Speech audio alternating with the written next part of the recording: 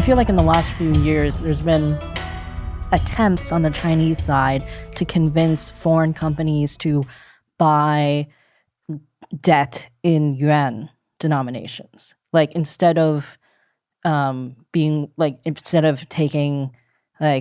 investing in China and being expected to pay back in US dollars, for example, that like they make an agreement that they will buy the yuan debt, like they will agree to be paid back in the yuan. Is this a move that could help the Chinese side stabilize that economic debt problem? Absolutely. If the creditor countries are, and let me pick this word diplomatically, if they're not so smart and follow that suggestion. Because what happens is when they receive that renminbi, that basically lashes them back to China in terms of dealings. And so you have seen an attempt for China to do what's called a yuan debt swap with Argentina. And the former president of Argentina said, okay, yeah, we're going to do this. But when Javier Milei got elected, he said, nothing doing. We're not doing this debt swap with China. And so I think that we're going to have a situation where China is going to attempt to do that. And the only countries that are likely to buy into this are ones that maybe China has a lot of economic control over. And those will be mainly underdeveloped countries. Yeah, it reminds me of kind of this whole thing where every once in a while you'll see headlines about how like China has a goal of making the yuan a reserve, like a world reserve currency, and kind of like these headlines about how the dollar is doomed because the yuan is like going to be the new reserve currency, something like that. But from how you're explaining the Chinese economy, that seems almost impossible. That because to be the reserve currency, you would have to let the yuan be traded on the open market. And in order to do that, they would lose control over the value of the yuan. Well, and that's right. And so what's happened is that China has created an offshore yuan, and that currency is used in a few modest places. Um, but essentially, the party is never going to. They're not going to let the internal domestic yuan. They're not going to let that float because soon as they let it float, Shelley, what you said just kicks in. They lose control, and so really, what Beijing is trying to do is knock the dollar off of its peg, and that's what those articles don't really say. But that's what the strategy of the party is to take the dollar down in some way. Um, and of course, this was one of the efforts that they were making with the whole BRICS group of countries to try to get a new currency. And that's going to be a very difficult, hard push. And I think the odds of that happening are just not that good unless we in our country continue to do the enormous deficit spending and continue to weaken our own dollar. We put our dominance as the world's trading currency in jeopardy. So it sounds like there are not many good ways for China to solve its economic problems, even if there isn't some kind of catastrophic collapse in the economy. It doesn't seem like it's going to reverse course. Like if it tried to increase exports by making everything cheaper, then it's essentially dumping. Foreign countries would put sanctions and more tariffs on Chinese goods. But if there is this social upheaval in China, what would that mean for the economies of the rest of the world, many countries of which are very much tied to the Chinese economy? Well, let me flip the question back on you, Chris. What do you think? It's going to be really hard on I think countries, really hard, right? I mean, in the U.S., there's not a lot of there's still not a lot of stuff produced domestically in the U.S. compared to what it was, a couple of decades ago. But I have seen supply chains shifting. And I was at Target the other day, and I was just taking a look at like the clothing on the rack. And 5 years ago it was all made in China, and now you've got Malaysia, Indonesia, Mexico.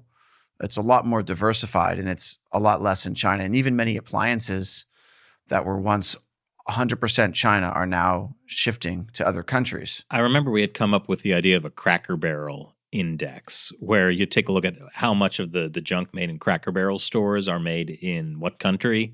You can kind of get a sense for global economic trends. In 2017, we were there, and it was like all China, everything China. And now there's still some China, but it's a lot more diversified. Not really America, but very diverse. Yeah, not America. So, well, I mean, Matt, to your point, last year, Mexico surpassed China as a significant trading partner of the United States.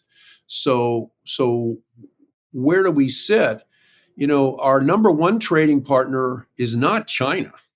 Our number one trading partner is Canada. And in third or second position, it's now Mexico. And, I don't think China's going to regain its prominence.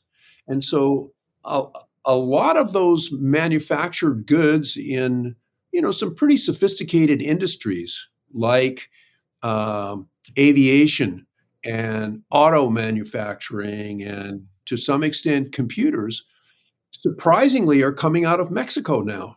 And so our relationship with Mexico becomes increasingly important over time. I'm wondering about, China, obviously the Chinese Communist Party sees this, right? That like companies are trying to move to other places, or friendshoring or whatever. Is there something they could do to try to prevent that? I guess I'm thinking of Terry Goh, the Taiwanese businessman, owns Foxconn, and Foxconn has been diversifying into like Vietnam and India to make some of the Apple products and things like that. And then he was suddenly put under investigation, like financial investigation, his companies in China. Like, are they going to try to keep these companies in China? Like, can they control that? With the foreign espionage law. Yeah, exactly, Chris. And that's, we've seen that with the detainment of something like 200 American executives in China, the disappearance of certain ethnic Chinese business people. Look what happened, look what happened to Jack Ma as an example. And so, yes, the party is going to try to do everything they can to retain that. That's why legally, for a company to wind up its operations in China and move out, it's a very expensive, and they've made it very complicated process that takes many months before they can comply with all the regulations and actually close up. So I think that we're going to see China, they'll be pushing to lower those trade tariffs as hard as they possibly can so they can get their exports up. And they'll be making all kinds of pitches. You see it in China Daily and the Global Times that their economy is doing well, things are looking up. And anytime there's a foreign investor that comes to China, they're going to treat them like Gavin Newsom. And I think that's kind of what we're going to see coming down the road.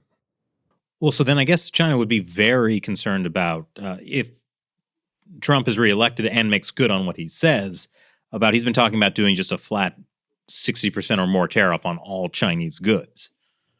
Oh, yeah. Chris, that's a really interesting point, because when Trump took office in 2017 and then moving into 2018, when the initial Chinese tariffs on Chinese goods were announced, I don't know. I'm assuming there were a handful of advisors that really understood the ramifications of that for the Chinese economy. But effectively, that caught the party off guard because those tariffs hit China below the waterline, and it affected their ability to export.